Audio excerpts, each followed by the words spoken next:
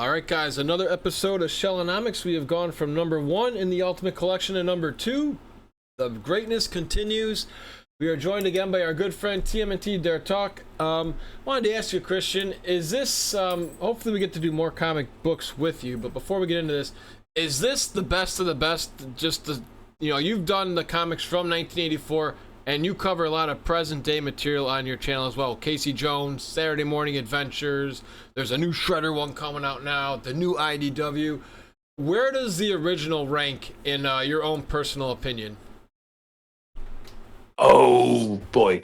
Um, I mean it's really up there. It's really great. It's, as I said before, it's where it all started. Without this, we wouldn't be where we are right now with the TMNT stuff. Um, I mean, sometimes if you try to compare it to like the IDW and so on, like the current stuff that we have. Um, these stories, mirage stories, they can get really, really weird sometimes, and a lot of them are just one-off stories. So one story per comic book, and next story is another story. Next comic is another story, and that's cool. That's great. That's with IDW, you have a continuing story. You have story arcs. You have so much character growth, and so on and so forth. But uh, with I mean, later on, there's like this whole guest era of the Mirage comics where like just people came in, like artists came in, storytellers came in, they did their own thing with the turtles. A lot of them not non-canon, and so it gets really crazy. It gets really weird, but I don't want to miss anything of this. This is, yes, sometimes it can get really weird. Like in one comic, the turtles are like in space. Next comic, turtles versus vampires. Everything works. Everything is possible, and that's what Mirage is for me. This is our comics. There's so many recognizable stories, so many must-read stories. Just in this batch that we are talking about today, um, but I think a lot of it is like just a part of its time. I don't think you could do these comics nowadays. People would be like, it's a little bit too crazy for me, a little bit too weird. But back then, it was the right thing. It was the right time. It was the right thing, and it's it's just it gives me like, I don't know. It just gives me like this feeling when I read these comics. Like, this is Mirage Comics. I know it. I just feel it that these are the Mirage Comics. This is where it started, and there's really so much good stuff in there. Weird stuff too, crazy stuff too, but so much good stuff, so many good storylines. Like, well, the stories that we're gonna talk about today. So yeah. Yeah, no, I agree. It's definitely up there for me. I will maybe one day do a tier list like a lot of people do on either their own YouTube. There's a tier list website where they rank everything. Maybe we can do that when I get there. But for now, I've really enjoyed these, and we're gonna start off with book number 2, and it's a ho ho ho time. We never got this as a kid, like I always poo poo about, because I always wanted a Christmas episode from the 1987 series. But we do get one right here, and of course we get my dude Michelangelo, very similar to the 2003 episode as well, which I really enjoyed. So take it away, Christian, breaking down the Mikey Micro. Yeah, Michelangelo Micro Series, which actually came out on December of '85. So yeah, it came out around Christmas time. And in this story, Mikey is out. It's snowing. It's Christmas feeling. This is really a Christmas story. Mikey finds a little kitty on the street who he names Clunk, and yeah, this is the origin of Clunk, a character that reappears throughout the story, and who also appears in the 2003 show. And yeah, the main story is about that there are these toys called the Christmas the no, they're not called the Christmas, they're like little orphan alien. Yeah, that was it. So that's like this little, like beanie babies of their time, something like this. Yes, there you go. Everybody wants them. Everybody wants them, and there's like a truck full of them for an orphanage. but some bad guys steal the truck, and Mikey goes after them. It's one big action scene. One scene, Mikey even says, "Hey, Mel Gibson, eat your heart out. I'm the action star here." So, yeah, Mikey is able to stop them, and in the end, he gets everyone together. The Turtles, Splinter, April. He gets everyone together to deliver those toys to the orphanage, and yeah, this is such a perfect Christmas story. In the end, Mikey is like, "Hey, Merry Christmas, everyone," and it's just a perfect Christmas story. It gets all the fuzzy feelings you want from it, and some action scenes too. Like that's a TMNT story after all. So yeah, and as I said, the origin of Clunk, uh, and yeah, it's a good one. It's a good story. Oh yeah, and just a continuation now. I might be wrong here because I am no comic expert, but in my own notes, I did write down the toy store, and it was Shet Toys, and I think that's Yeah. is it supposed to be the same name as the kid who dropped the turtles years ago? Yeah, that Chet is a name that reappears Nice. throughout the Oh, Mirage that's comics so over and cool. over. That is so You cool. have to really, if you're really looking at the comics, like in every comic, you might find something called Chet or someone named Chet. It's like an Easter egg. It's a running gag in the Mirage comics. Mm. It's just that Eastman Laird and all the other guys they thought Chet is a funny name. Let's use it over and over again. It's yeah. Okay. Gotcha. Okay. I think that was even in like a Wayne's World reference, Chet. I think that must have been a thing that we didn't get to experience in our lifetime. So, all right. Thank you for pointing that out. Now we go to Comic 8, which is a little bit of Turtles 3S just because of the scepter here for us fans who saw the third movie before the comic. But let's get a more detailed description with you in comic number 8. TMNT number 8. This is a very special comic because it's the first crossover comic that the Turtles ever did. I mean, nowadays we get crossover comics everywhere, but this was because the character that the Turtles meet in the story, Cerebus, the aardvark, he is an original indie comic character that the Mirage guys teamed up with the man behind the character, and they did this crossover. So he's not a Mirage character, but also in this story we get the first appearance of Renette, the time traveling girl, Savanti Romero, Lord Simultaneous. So they like the story. The turtles meet Renette like by accident, and by accident she takes them with the time scepter. Yes, the time scepter, like in TMNT number 3. She takes the turtles to medieval times where they run into Savanti Romero, who's this evil sorcerer guy, and causes trouble. And they try to get the scepter back from him, but he's so powerful until then Lord Simultaneous, like Renette's boss, appears and takes care of him, like sends him back into prehistoric times and sends the turtles back to their time. So in the end, everything turns out fine. And yeah, it as I said, it's a special story. It's a special little story. Like Renette and lots and Savanti Romero, they are like reappearing characters through all TMNT history, because like this is the first time they appeared. Then they appeared in the 2003 show, in the 2012 show, the Time Scepter. We had it in the movie. So this is like once again, this is like the start of so many stuff that we take for granted nowadays in our TMNT multiverse. Yeah. And even Renee needs to have Alcoholics Anonymous because warm beer is her favorite drink. I put that down in the notes too. So, you know a lot more about Turtles than I do, and I really hope everybody checks out your YouTube channel.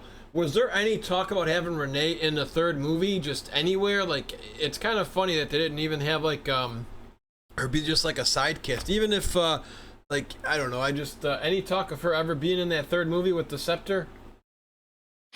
I think, by the way, sorry to be like the smartest here, but Yeah. the T is not silent. Many people get it wrong. It's Renette. Oh, okay. Thank And you. I, I, There we I go. just know it because they said it this way in the Yep, 2003 and twice. in the Yep. 2012 show. No, thank So you. um, yeah, I think, as far as I know, the Time Scepter was straight from the comics. They tried to get her into it. And yeah, well, she didn't appear in the classic cartoon, but she recently appeared in the Saturday Morning Adventures. Once Oh, again, they brought her in. Well, she she zapped into the turtles lair. So yeah, the Saturday Morning Adventures, they do the stuff that the cartoon forgot to do. So yeah, I know I'm talking about this comics a lot, but if you're a fan yeah. of the classic cartoon, check them out. They're doing so much good stuff with them. But yeah, back then, Renet didn't appear much until, well, the 2003 cartoon. So yeah, but that's her origin.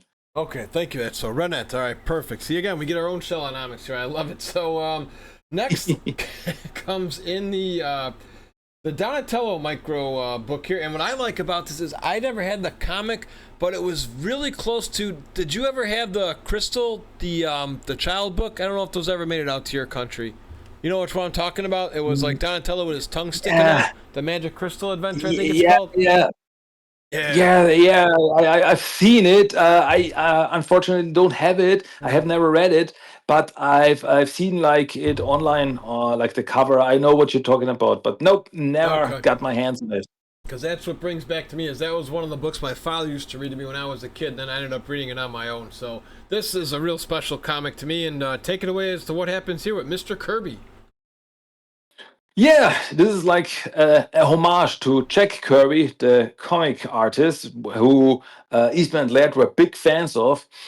And well, in the story, Donatello runs into Kirby, who is this artist living in the basement of April's place, where the turtles were staying at the time.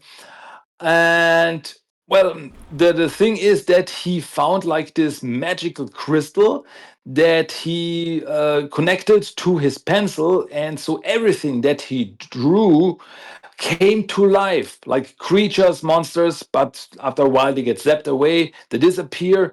And so Donnie and Kirby, they go through a portal into this world that was pretty much created by Kirby. There were all these creatures and humans and monsters who were living in this world. And Kirby and Donatello were caught between the fight, in the middle of the fight between like these monsters and these human characters. So they helped them. And once again, everything that Kirby drew came to life. He created like these machines and to stop all these monsters. And in the end, Donnie and Kirby worked together. But then suddenly at the end, the portal was shrinking and only Donnie made it through. But Kirby left him with a note that, with a sentence that I personally love to quote from time to time, which just said, "Life at best is bittersweet." And yeah, that's the end of that story. And who knows what happens to Kirby? Um, we will ever see him again? I don't know. We don't know. But yeah, it's a great story, which had a great adaptation in the 2003 cartoon. Yeah. Yeah, I like that episode a lot as well in regards to that little episode with Mr. Kirby and the shower because it was just a nice break from Donatello because he's like, oh, I'm always got to fix things. And he finally gets his own adventure. And I think a lot of Ninja Turtle fans and Donatello fans alike enjoyed that one. So I thought I had a good time with that one as well. Now we're getting into some more craziness here with Comic 9. Oh my goodness. Yeah, that's a crazy one because it is a tale of the pre-Teenage Mutant Ninja Turtles, like when they were younger. And yeah, that's a crazy story because Splinter gets contacted by this old man who is dying, who is like a part of the Gosei clan, who is like this old Japanese clan. And he's like, he wants to his bloodline, his spirit to go on through his grandson, and but he cannot contact him. So the old man transfers his spirit into Splinter. Splinter grabs the turtles. They go to this place where the grandson and his father are staying, and they once again, turtles, they get caught in all these crazy adventures. They're not looking for trouble, but they get caught in these adventures when they are attacked by ninjas, and the turtles, they try to stop them, they have to fight them, and Splinter, who is actually this old man, gets close to his grandson, and he transfers all the spirit, all the knowledge from his ancestors to him, so that he can the Gosei spirit lives within him. And yeah, that's pretty much it. Then the old man dies. Splinter goes back to his normal self, and well, he leaves like the boy Hattori. He leaves him with like, you have all this power now. You have the spirit in you. Do what you can with it, live a good life. And well, that's pretty much the end of that story. So a pre-Teenage Mutant Ninja Turtles, like a prequel story that takes place before issue number one. And it's also very interesting that some of the turtles have different weapons here. It's not like they have their signature weapons that they have later, but back then they used some other stuff, like Mikey uses Tonfa. I think it was no, that was Ref. Was it Ref? I think it was Raphael who used the Tonfa, and yeah, so on and so forth. So yeah, a pretty crazy story with like a soul transfer and astral plane, and but yeah, it's very interesting, very cool. Once again, a totally different story, but hey, it works with the turtles. It's pretty cool. It was almost like it was just untouchable. Anything that Eastman and Laird created at this time, just they couldn't do anything wrong, and it's very rare to do in any line of work. Question here before we get to the next one: If you have you read the books from this, the Ultimate Black and White Collection? Did you enjoy? If so, did you enjoy and appreciate the almost like reviews we got, like play-by-play commentary from Eastman and Laird after every comic, and they would break down like page by page, almost. Oh yeah, of course. These are. I was a big fan of that. Like I love to get some background information from stuff. Like yeah, we thought about this and we did this and so on and so forth. I'm a big fan of stuff like this, like behind the scenes stuff. I'm very interested how things like this are created and what the thought process was to do this, and like some little nitpicks and like some little Easter eggs and stuff that they hit, like something that you don't immediately realize, but they pointed out like, yeah, we did something like this and that. And so big fan of stuff like this, like a director's commentary. And so yeah, I'm always there for it. So yeah, if you give me something like this, I'm definitely up for it. Yeah. Yeah, nope, I'm with you all the way on that. I had a lot of fun just even reading those notes where it's like, yeah, if you look at page, just an example, page 16, this is why we wanted to do it this way. This is why we drew the artwork. This is why, like Steve Levine or somebody did the lettering. So it's like you say, I really enjoy that as well. Like almost little Easter eggs and pop up, almost, like you say, almost like watching a movie with a director's commentary. I enjoyed these two. I'm glad you did. And now we go into our final micro series here with Leonardo. The Leonardo micro series. Once again, a Christmas story. It takes time. It takes place around Christmas. This comic came out on December '86, so 1 year after the Michelangelo micro series. And this is once again, you know, just like talking to the listeners, like you guys, we are talking about this comics. We are telling you our thoughts, but you should really check out this comics for yourself. I mean, just with the Leonardo micro series, like the outlay of the pages, they're so interesting because they're like every page you have the top part where you see what Leonardo is up to, and then you have the bottom part where you see what all the other guys are doing, like other turtles, April and Splinter, how they are preparing for Christmas, like getting the tree and stuff like that. And but the main story is that Leonardo is out, and he's like on a run, and he runs into some foot ninjas. So most of the stuff is mostly action, like Leonardo, like fighting all these foot ninjas, running into more of them, and it's going crazy. And Leonardo really gets into trouble. And then he gets actually beaten, and someone appears, and that someone looks very much like the Shredder, but that cannot be because, well, he was killed in the very first issue. And then we get the famous scene when Leonardo gets thrown through the window of April's apartment, and he's lying there beaten and bruised, and he just saying, he's back, the Shredder is back. And like, oh, whoa. And yeah, just like in the first movie, it was Raphael who was, well, thrown through the window. But in the 2003 cartoon, they once again did a perfect recreation, a very good recreation of the scene.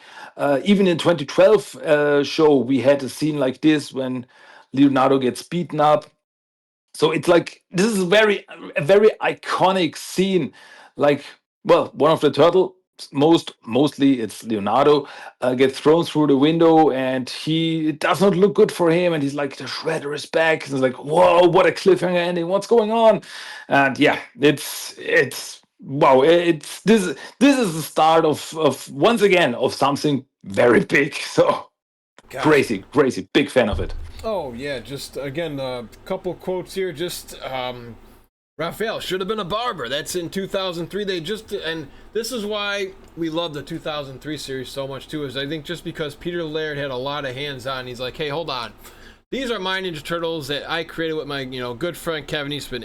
If I want to bring this from the pages to animation and television, we're gonna do it this way. And just even like you said, he's back, the Shredder. That's exactly how Leonardo delivers it in the episode.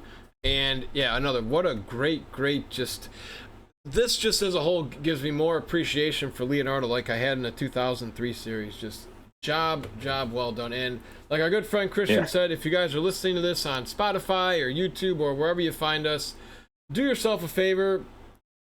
Again, I don't work for Amazon, but there is a free app called Comixology in 2025. This is being recorded. You can get a free trial there, and you can check these comics out for yourself for no cost for a full month. You binge watch TV shows nowadays, binge through these comics. It just takes you to a beautiful place. It's almost like a Ninja Turtle utopia. It's fantastic. Old school for us guys in our 30s and 40s. With the nice black and white, and we still got 2 more to go here in this episode. I'm really excited to do this, and now that Shredder is back, we're gonna get a little crazy here in issue number 10. Yeah, I just realized, as I said, the Leonardo micro series, it ends on this cliffhanger, and issue number 10 came out in April of the following year. So it like took 4 months between these issues. That would have drove me crazy. Oh my God. That's pretty much yeah. I mean, it's almost like every comic is almost like a season finale, or like and then the next season comes in a couple of months, because that's how it was like with cliffhangers. Like, yeah, come back in the fall when it's cold out again. That's pretty much what it is. Yeah, it feels like this. Yeah. So yeah, issue number 10 starts off where the last issue, where the Leonardo micro series ended. So the April's place, the second time around shop, it gets attacked by all these foot ninjas, and the Shredder, he really seems to be back, and he attacks the place. There's a big fight. Leonardo is really in a rough shape, and it's really, once again, really crazy. So all the stuff that's going on, it's one big action scene. Like they go from they try to get out of the place, and they go from the top to the bottom, and there's this big splash page when they go into the second time around shop, and there are these foot ninjas, and Shredder's just standing there with his arms crossed, and it's like, whoa, he's really there. It's such amazing art. And well, then they even get some help, like, whoa, Casey Jones comes in. Yep. Haven't seen him in a while. Yeah. He comes in, helps the turtles to beat up some foot ninjas and to, well, beat up Shredder. And, well, in the end, the whole place gets burnt down, just like in the movie. And the turtles, Splinter, April, and Casey, they barely escape in April's van. And Casey's like, hey, I know a place where we can stay for a while to, well, to lick our wounds. And yeah, and it's like just a moment, like the shredder is like standing in the fire, and he's like the phoenix, I have risen from the ashes. Like, ooh, that's the shredder, that's badass. And yeah, so they escape, but it does not look good for them. It's really, well, April's place is burned down. They barely escaped with their lives. So what will they do next? It's, once again, this is, yeah, it's, the art is fantastic, the storytelling is great, and once again, such an iconic scene with them escaping. Like, once again, as I said, this is like so close to how it is then later shown in the movie or in the 2003 cartoon. So yeah, it's so great. This is, once again, must read. TMNT fans, you must read this stuff. Yeah, I feel the exact same way. And what I like here is, since we didn't have Tatsu in the comics, we did have Shredder say "Ninja vanish." So I thought that was Yeah. awesome as well in here. Just what did were you happy that Casey can compete with these guys? I think it's fine that he, because he doesn't have any ninja skills. He's just a vigilante who just wants to beat the crap out of people. Yeah, pretty much. It's like, I always get the feeling that when Casey appeared, it was a surprise that Shredder and the clan, they weren't ready for him. They couldn't really react to him, so he's like just like brawling.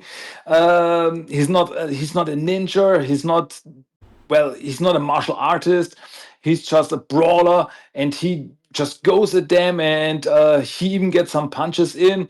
It's like, once again, like in the 2003 cartoon, when he comes in, he's like beating up the elite. I mean, they were already beaten, but Casey goes at them and like knocks them out, because in my opinion, it was a surprise for them, for Shredder and company, that suddenly, who is this guy? What's going on?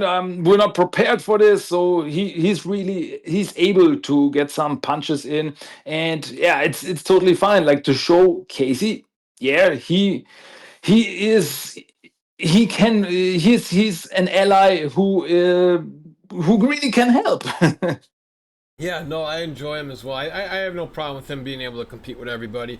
I think we talked about this in our other episodes where it was the Turtles who tried giving him the Goongala battle cry and how they were the trainers. I wonder if that was Laird's idea to have that in the TV show. Because do they ever reveal his backstory in these comics, Casey? You can play spoiler; it's okay. Like where he learned all this, like how to fight.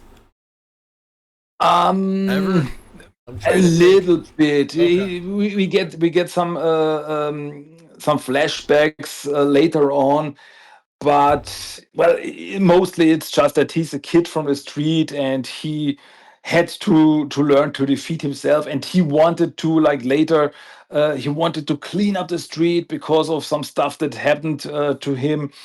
So, yeah, he pretty much trained himself. He was no real master or anything behind it. Okay, very interesting. Thank you for pointing that out. And we come to our last issue for this podcast episode. Once again, just being just so excited for the movie to come back out next month. Did you get your tickets yet? I was curious. Did you? Are you going to take your kids to see this movie for the re-release of the 35th anniversary? If it would have been, it if would be shown here, I would Oh be my in God! I would be there first day. I'm always checking my place, but so far it seems it's only something from the US. We don't get it here, and I would pay so much money to see the movie on the big screen, but so far, no luck. Oh man, I didn't mean to break your heart there. What we need to do is we have to get you a petition, or just like be the Austria movement for the Turtle movie. I can see you out there with your sign and standing outside AMC or whatever your local movie theater is. We want the Turtles, and have just a whole mad mafia out there, and maybe that will bring it to them. Oh man, yeah. So, well, the movement has worked though. I mean, I'm sure you're always in, putting your turtle toes into the media here. They went from, I think it was just supposed to be a 2-day thing. Like, I think it was just supposed to be Sunday and Wednesday. And in my mind, I'm like, why is it on Sunday and Wednesday? It was like two of the worst days to go to a movie, because usually, for me at least, I like going on a Friday or Saturday because then I'm excited. I can enjoy it more, and I don't think about work the next day. So it looks like they're doing it, I think, 5 days now I've seen. Is that correct? Have you been seeing that too on like Instagram posts? Oh, man, I can't wait. Yeah, totally. It's like from, if I remember correctly, it's August 16 through the 20th. So Yeah. five possible days, and it's so great. Yeah, and there's going to be extra scenes in there. Just I can't wait. I wonder how they're going to do that. I think they're going to show that before the movie, which is fine. But oh my god, I've always wanted to see more, and it looks like we're going to get that opportunity. Now, I hope, at least for you, they either do a I don't know, maybe like a 4K or a Blu-ray or some sort of Yeah. release so you can actually see and appreciate this footage. But also, there's there's supposed to be another documentary coming out too. I wonder if this is going to be included in their documentary, because they said they have a lot of exclusive footage too. You know which one I'm talking about, right? There's the guys who Yeah, make, I've heard it. yeah. Yeah, from the guys that did the Turtle Power documentary a few years ago. They're doing a new one currently that I'm really interested in. And yeah, I heard they provided some of the stuff, like the behind the scenes stuff that's gonna be shown. So that's really gonna be interesting. And I really hope, if it's not in cinema, it's not in theater, I at least hope, like as you said, a 4K Blu-ray release with all this behind the scenes stuff, and like cut scenes and stuff like this. I really hope for something like this in the future. Yeah, and I also want to ask you too, just while we got a minute here, is do you guys ever have the Comic Cons like we do? Because there's another one coming out here in August, and do any of the Turtle guys ever make it out to you? Like either the Kevin Eastmans or the writers of the comics, or the stars of the show, like the Robert Paulsons of the world, or Ken Scotts. I was curious how that works. Yeah, some stuff. We also have comic cons around here, and I remember when I did an interview with Kevin Eastman a few years ago. I told him, "Hey, come to our place. We have a big comic con. We have in Vienna. There's a big comic con every year. Come on over, and if you come, I'm on the first there. That would be amazing." So far, he didn't make it. But yeah, some other guys made it. Remember, like 2 years ago or something like this. It was Sean Astin, who was the voice of Raphael in the 2012 show, was there, and I think some other guys too that were like voices of the Turtles, but also like the German voices. They also frequently appear at Comic Cons. So yeah, we get a little bit of that stuff. Oh, okay, fantastic, very cool, very very cool. At least you get some sort of love. So even if you can't get the movie, at least you get some Comic Con fandom. So Yeah. here we go. This is our last issue here, and what I just want to point out again is just how awesome this is. Just like the original movie, you have Michelangelo punching like he does in the movie. You even get the Gilligan's Island and Professor and Mary Ann like they talk about in the movie. And feel free to drop us any more Easter eggs you got in this one, and take it away. Yeah, this is TMNT number 11. And once again, I say check out these comics for yourself, because like this story once again is it's presented in a very interesting way, because everything is told through April's journal. Just like in the movie, when we hear her thoughts and when she's drawing all the stuff, this is like presented with like through like journal entries.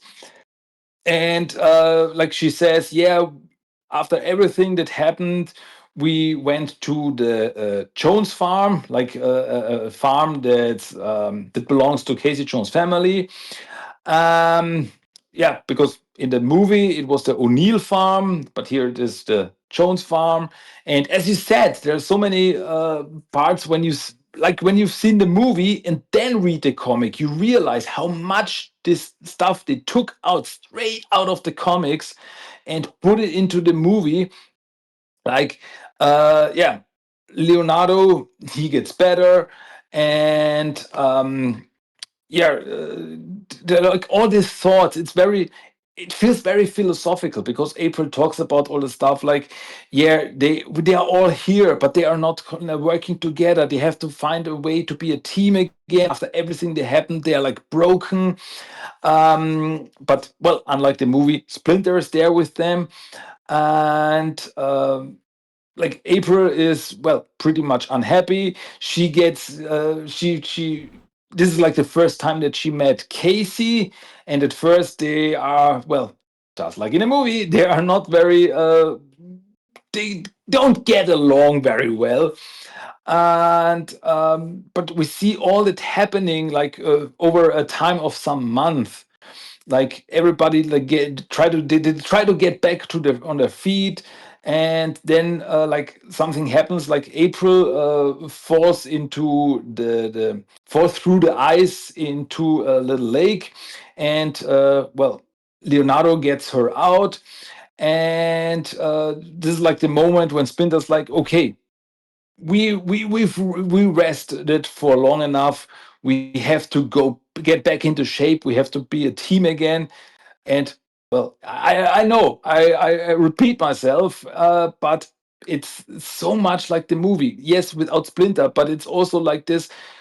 We have to get back, like in the moment when Leonardo is the one who's like, uh, Splinter is alive, and we have to go back. We have to become a team, and then they start training and so on. It's just like this, and so the story ends with the turtles becoming a team again, training again together, and April is getting well again. It is like this very nice little moment there when April is like in her bed and she wakes up and the turtles are there and bringing her breakfast, and it's such a nice little moment there. Like, okay, we're back, we're a team again. Let's get back on the road. One last little fun fact here is that this back in the 90s, we got some of the Mirage comics over here in German. And this was the last issue that was printed in German. Oh, So, so if you just read the German comics, it's like, okay, so the turtles, they stayed there and they never went back to New York, and Shredder took over New York. Is this the end of the story? um, so, but yeah, for now, it's a very nice ending to this, well, to this ultimate collection, to the story. And what's gonna happen next? It's gonna be big, but for now, it's a perfect little book ending. yeah. Do you like? I enjoy reading issues like this because it doesn't always have to be, fighting and intense. This is a great way to just get emotionally invested. And you don't really, for me, it's really hard to get emotionally invested in things nowadays. I think the last show that I actually got like really had care for the characters was the Cobra Kai series, which was like the Karate Kid they rehashed. But Yeah. this part here, this is your chance to bond and get to know these characters a little bit more, and you see how passionate April is about how much she loves and cares for these guys.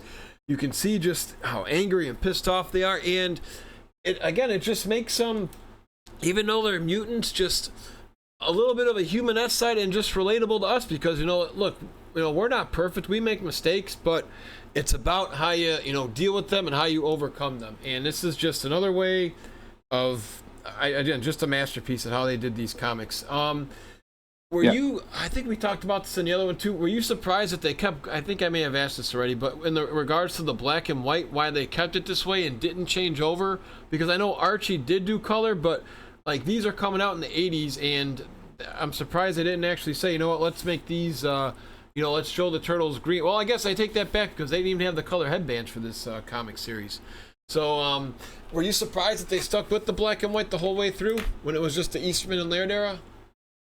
Um, I think it was just like they did them for so long by then that like, hey, this works for us. We are they. I mean, they were still underground comics. All of this, also this Ultimate Collection Volume 2 was also before the cartoon came out, so they were still underground comics. So it worked for them and people loved it. This was the way well, it should be. I mean, yeah, later they did some color stories with volume 2 and so on and so forth, but for the most part they stayed black and white. And um it's like this is the way I remember these comics. This is the way.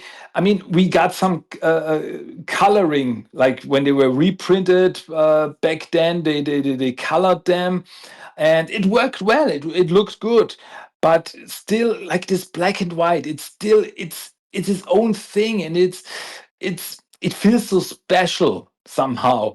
Like, okay, if I see them, I know these are the Mirage comics. They're black and white. This is the way it should be. And I think it's so funny that like when there's like this connection when like in Turtles Forever, when they went to the Mirage comics, they were black and white. The world was black and white. It's yeah, it's you can argue that just the comics were black and white. It does not mean that the world is black and white that they live in. But it's just such a cool aesthetic. Like, okay, that's if I see black and white comics, I know these are the Mirage comics. So I don't know. I how should I put it? Like I mean, IDW Comics even they did when they did some reprints. They got the color classics. They reprinted these comics in color, and as I said, it was fine. It was great. But these are the old. This is the OG stuff, and I don't know. I wouldn't want it any other way. And hey, it worked for them. I think if they would have would have thought like, okay, let's do it in color. I think like the price would have went up. It would have been it would have cost more. And hey, as I said, it worked for them back then, so they kept it going. Never change a running system. So yeah, I don't know. It's just the way it should be in my head. Yeah. No, I think it works that way too. Again, now because especially these are more vintage comics, you know, they're 40 years old. What else was I got? There was one other question I wanted to ask you in regard to this, and I think it's more along the lines of, yeah, if it was color, I don't know if it would actually have had the magic it does. So, in regards to these issues we've done in this book, which one stands out to you the most? For me, it's the Leonardo Micro issue. Out of all the ones we covered today, I like that one the best. Yeah, understandable. So, it's a connection between the Leonardo Micro Series and TMT number 10 because like they're so connected, and it's just so epic because the stories before them they were like one shot stories, like yeah, little adventures. They're cool, they're great. Like big fan of TMT number 8 with the time travel stuff. It looks so good. But then with the Leonardo Micro Series and TMNT number 10, it's like, okay, now we're getting back into the big stuff, like the Foot Clan and the Shredder and so on and so forth. So like, okay, here we get a big story arc. And so yeah, these two issues they really stand out for me because this is like the part um where you feel like, okay, the stakes are higher, it's getting crazy, people get really hurt. So and we are unsure what's going to happen next. Does everyone come out of this? So yeah, these two issues they're really the start of something big. Um, so yeah, I would say them.